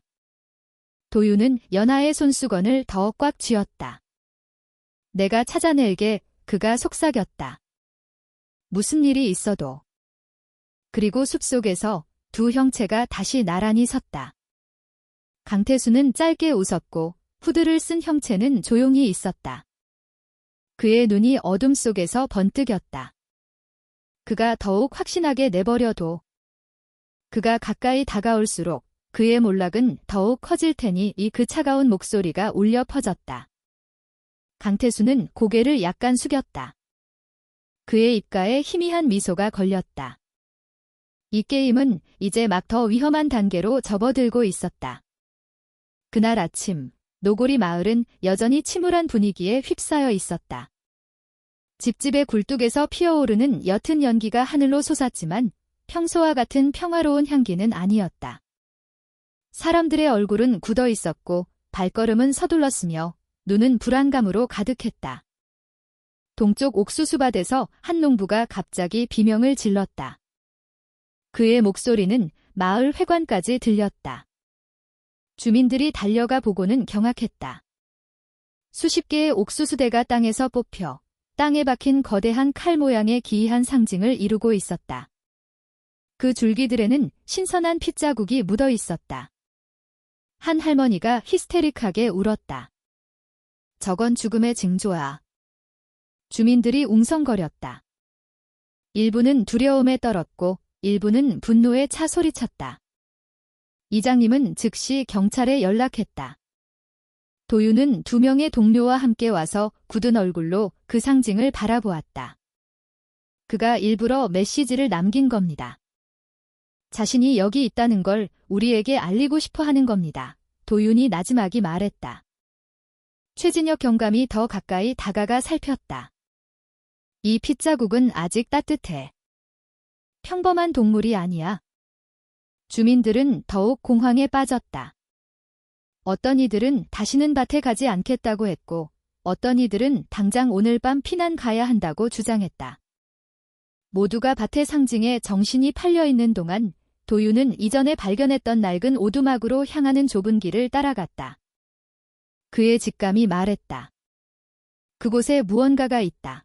2명의 경찰이 뒤에서 경계를 섰다. 오두막은 이전보다 더 섬뜩해 보였다. 대나무 문은 녹슨 사슬로 잠겨 있었고 벽에는 희미한 낙서가 가득했다. 도윤이 다가가 손전등을 비췄다. 그의 눈이 휘둥그레졌다. 신선한 피로 거칠게 새겨진 새로운 칼 상징이 있었다. 한대원이 몸서리쳤다. 선배님, 이건 분명 우연이 아닙니다. 도윤은 그 조각을 만져보았다. 가슴이 답답해졌다. 우리가 여기 다시 올 줄 알았어. 메시지를 남기고 싶었던 거야? 떠나려 할 때 도윤은 오두막 구석의 집더미를 보았다. 그는 조심스럽게 그것을 치우고 반쯤 탄 무언가를 발견했다. 일부 페이지가 불에 탄 작은 낡은 책이었다. 그는 천천히 그것을 열었다. 손으로 쓴 글씨가 페이지를 가득 채우고 있었다. 일부는 손상되었지만 남은 것들 중에는 등골을 오싹하게 만드는 문장이 있었다. 그가 이 비밀을 알게 되면 모든 것이 끝난다. 그를 내보내선 안 된다. 도윤은 마른 침을 삼켰다. 그는 누구를 의미하며 숨겨야 할 비밀은 무엇인가? 책을 함께 살펴보던 최경감은 미간을 찌푸렸다. 이건 단순한 기록이 아니야? 암호와 경고가 있어? 도윤은 책을 꽉 쥐었다. 답을 찾아야만 합니다. 그날 밤 주민들은 다시 마을 회관에 모였다. 기도가 다시 울려 퍼졌지만 얼굴은 여전히 창백했다. 그들은 밭의 상징과 발견된 비밀의 책에 대한 소식을 들었다. 소문이 퍼져나갔다. 어떤 이는 그것이 악마와의 계약의 증거라고 했고 어떤 이는 이 마을이 오래된 저주에 걸렸다고 믿었다. 아이들은 울고 어른들은 논쟁했다. 일부는 당장 오늘 밤 이사를 가고 싶어 했다. 도윤은 툇마루에 서서 어두운 숲을 응시했다. 연하의 손수건을 한 손에 낡은 작은 책을 다른 손에 쥐고 있었다. 그는 이 두 물건이 우연이 아니라는 것을 알았다. 이 모든 것은 그를 더 큰 무언가로 이끄는 퍼즐 조각이었다. 랜디 순경이 걱정스러운 얼굴로 다가왔다. 선배님, 이게 함정이 아니라고 확신하십니까? 도윤이 고개를 돌렸다. 그의 눈빛은 결의에 차 있었다. 이게 함정이라도 나는 들어갈 거다.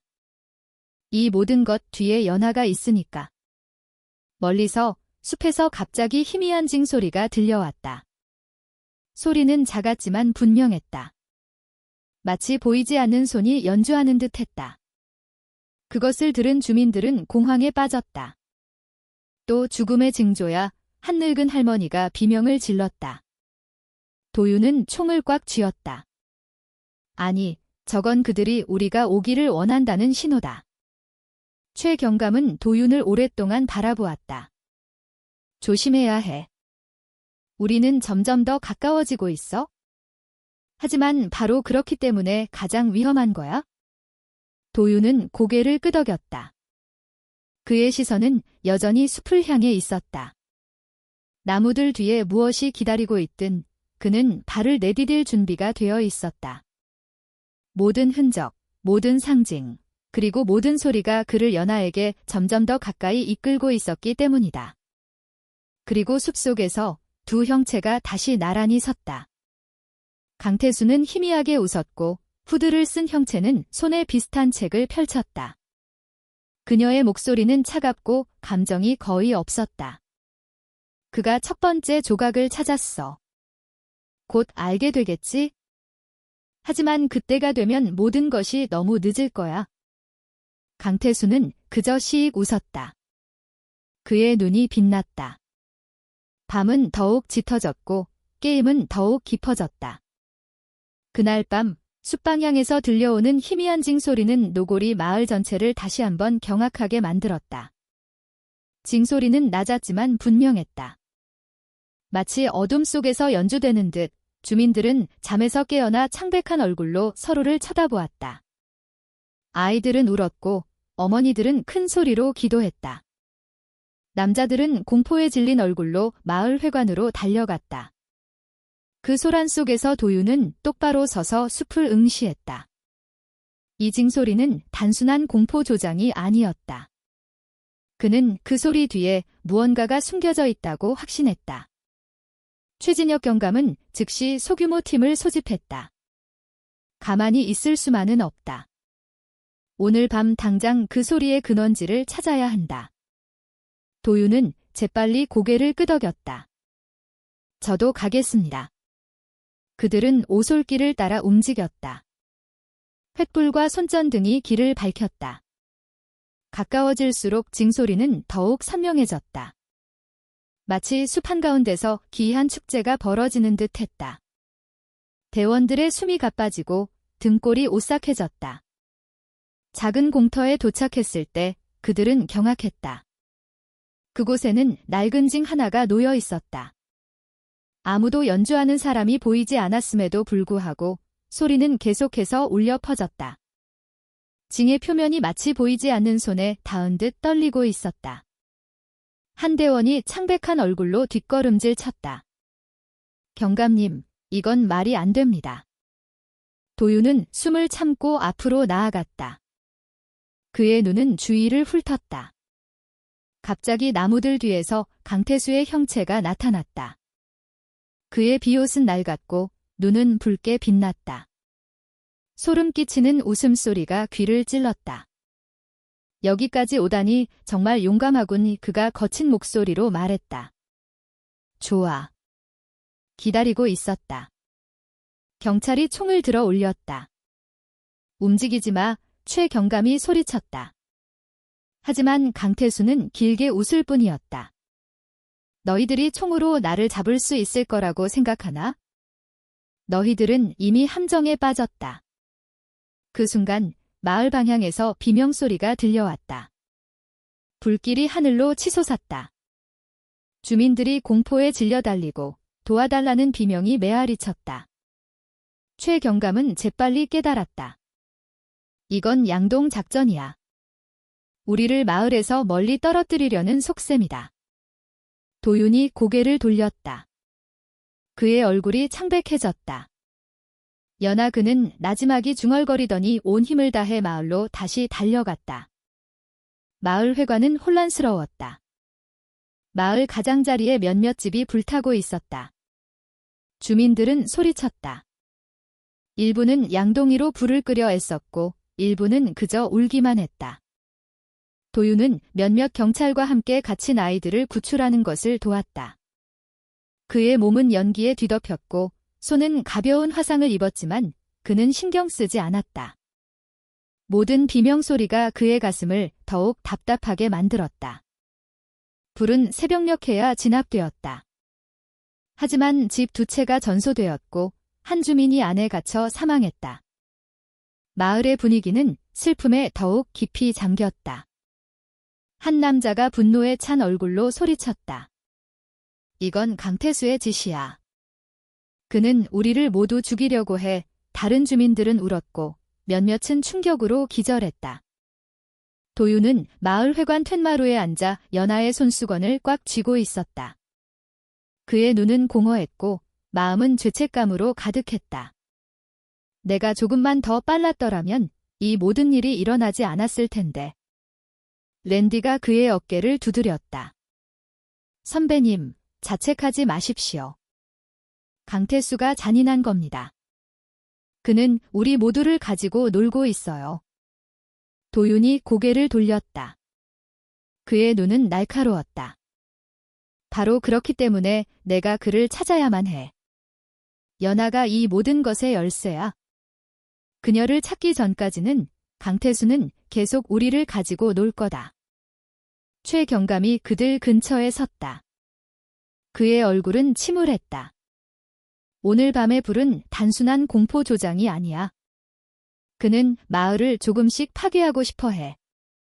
도윤은 주먹을 꽉 쥐었다. 아닙니다. 이건 단순한 강태수의 게임이 아닙니다. 이 모든 것 뒤에 누군가가 있습니다. 저는 그의 목소리를 들었습니다. 차갑고 계산적이었어요. 최경감은 그를 뚫어지게 쳐다보았다. 만약 정말 배후가 있다면 우리는 예상보다 훨씬 더 큰 무언가와 마주하고 있는 거다. 사실 그 배후는 모두가 존경했던 전 이장, 서태진이었다. 그는 마을의 개발권을 둘러싼 비리로 물러난 뒤 앙심을 품고 있었다. 그는 지리산의 흉흉한 전설을 이용해 자신의 아들, 정신적으로 불안정했던 강태수를 마을을 위협하는 괴물로 만들어냈다. 그들의 진짜 목적은 인신매매였다. 정육점에서 발견된 인육은 그들의 범죄에 저항하던 희생자들의 것이었다. 2년 전, 연하는 우연히 그들의 비밀을 알게 되었고 서태진의 손에 붙잡혔다. 도윤은 불길이 양동 작전임을 깨닫고 숲으로 가지 않았다. 그는 책의 암호와 단서들을 조합해 배후가 있을 만한 단 한 곳, 버려진 옛마을 회관으로 향했다. 그곳에서 그는 충격적인 광경을 마주했다. 서태진이 트라우마에 시달리는 연하를 인질로 잡고 있었다. 곧이어 강태수가 나타났고 최후의 대결이 펼쳐졌다. 도윤은 연하를 구하고 강태수와 싸우며 서태진의 추악한 범죄를 폭로해야 했다. 치열한 싸움 끝에 도윤은 연하를 구해냈고 뒤이어 도착한 최경감과 경찰팀이 서태진과 강태수를 체포했다. 마을을 뒤덮었던 기나긴 공포의 밤이 마침내 끝나는 순간이었다. 재판 당일 법정은 만원이었다. 서태진은 무기징역을, 강태수는 정신병원 감호 처분을 받았다. 판사의 망치가 3번 울리는 순간 법정은 안도의 함성과 흐느낌으로 가득 찼다. 도윤은 눈을 감고 깊은 숨을 내쉬었다. 가슴을 짓누르던 무거운 돌덩이가 천천히 사라지는 듯했다. 법정 밖은 눈부시게 햇살이 쏟아지고 있었다. 기자들이 도윤과 연하 주위로 몰려들었다. 이번 판결에 대해 하실 말씀이 있으십니까? 한 기자가 물었다. 도윤은 카메라를 똑바로 응시하며 부드럽지만 의미심장한 목소리로 말했다. 저는 단지 한 가지를 말하고 싶습니다. 결코 인간의 탐욕과 그로 인해 희생된 이들을 잊지 마십시오. 육체의 상처는 아물 수 있지만 배신당한 마음의 상처는 훨씬 더 깊습니다. 이 사건이 교훈이 되어 다시는 누구도 저희가 겪었던 고통을 겪지 않기를 바랍니다. 그의 말은 많은 사람을 침묵하게 만들었다. 오랜만에 도윤은 진심 어린 미소를 지었다. 그는 푸른 하늘을 올려다보았다. 비록 미래는 상처로 얼룩졌지만 그의 길은 이제 새로운 희망의 빛으로 열려 있었다. 판결 후 노골이 마을의 나날들은 달라졌다. 아침 공기는 이제 안도감 섞인 대화로 채워졌다. 연하는 심리치료를 받으며 천천히 회복하기 시작했고 도윤은 그녀의 곁을 든든히 지켰다. 마을 사람들은 다시 밭을 갈고 오일장은 예전의 활기를 되찾았다. 때때로 도윤은 연하와 함께 지리산 자락을 걸었다. 그들은 끔찍한 기억이 서린 곳을 지나며 서로의 손을 더욱 굳게 잡았다. 그들은 증오 속에 살지 않기로 약속했다. 서로를 위해 그리고 앞으로 나아갈 삶을 위해. 노고리 마을은 다시 평온을 찾았지만 그들의 이야기는 입에서 입으로 전해지는 교훈으로 남았다. 아이들에게는 무서운 이야기로, 어른들에게는 경고로, 그리고 노인들에게는 탐욕이 인간을 얼마나 잔인하게 만들 수 있는지에 대한 증거로 기억되었다. 도윤과 연하는 다시는 눈물로 과거를 돌아보지 않았다. 그들의 삶이 상처로 가득하다는 것을 알았지만 그 상처를 통해 더 강해진